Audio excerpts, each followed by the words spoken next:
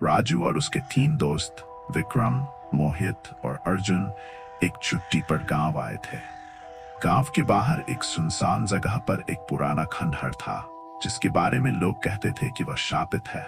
ग्रामीणों का कहना था कि वहां रात में अजीब आवाजें आती है और जिसने भी वहां रात बिताई वह या तो पागल हो गया या फिर कभी वापस नहीं आया।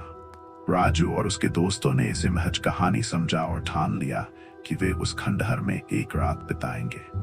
सबने हंसी मजाक करते हुए कहा, देखते हैं डर कैसा लगता है। शाम ढलते ही वे लोग खंडहर की तरफ चल पड़े। खंडहर घने पेड़ों के बीच था और उसके आसपास गहरा सन्नाटा पसरा हुआ था। चांद की हल्की रोशनी में खंडहर की टूटी दीवारें और काले कोने और भी डरावने लग रहे थे। खंडहर में घुसते ही उन्हें एक अजीब सी गंध आई, जैसे किसी पुराने कपड़े या गीले लकड़ी की। अंदर एक टूटी हुई मेज और कुछ बिखरे हुए बर्तन पड़े थे। राजू ने मजाक करते हुए कहा, लगता है यहाँ कोई भूत भी भूखा रह गया होगा। बाकी सब हंसने लगे। रात करीब 12 बजे, जैसे ही वे एक कोने में बैठकर बातें कर रहे थे, अचानक ठंडी हवा का झोंका आया और एक खिड़की अपने आप जोर से बंद हो गई। अर्जुन ने कहा, कोई हवा का झोंका होगा, लेकिन उसकी आवाज में घबराहट साफ झलक रही थी। कुछ देर बाद उन्हें ऊपर वाले कमरे से किसी के चलने की आवाज सुनाई दी।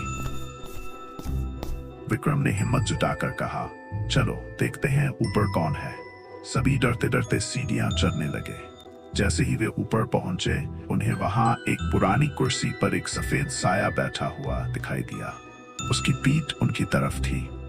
राजू ने कांपती आवाज में पूछा, कौन है वहां? उस साये ने धीरे धीरे अपनी गर्दन घुमाई। उसकी आंखें खाली और गहरे काले गड्ढों जैसी थीं। उसका चेहरा जला हुआ और भयानक था। वह जोर से चिल्लाया, तुम लोग यहाँ क्यों आए हो? ये घर मेरा है। सबके होश उड़ गए। वे चीखते हुए सीढ़ियों से नीचे भागे। बाहर का दरवाजा अपने आप बंद हो चुका था। मोहित ने दरवाजा खोलने की कोशिश की, लेकिन वह टस से मस नहीं हुआ। तभी उस भूतिया साये ने खंडहर की दीवार पर अपने लंबे लंबे नाखूनों से खून जैसी लाल लकीरें खींचनी शुरू कर दी। किसी तरह विक्रम ने एक खिड़की तोड़ दी और चारों खंडहर से बाहर भागे। वे सुबह तक गांव की चौपाल पर बैठे रहे और कांपते हुए अपने साथ हुई घटना पर चर्चा करते रहे। सुबह गांव वालों ने उन्हें देखा और कहा, तुम लोग बच गए, ये चमत्कार है।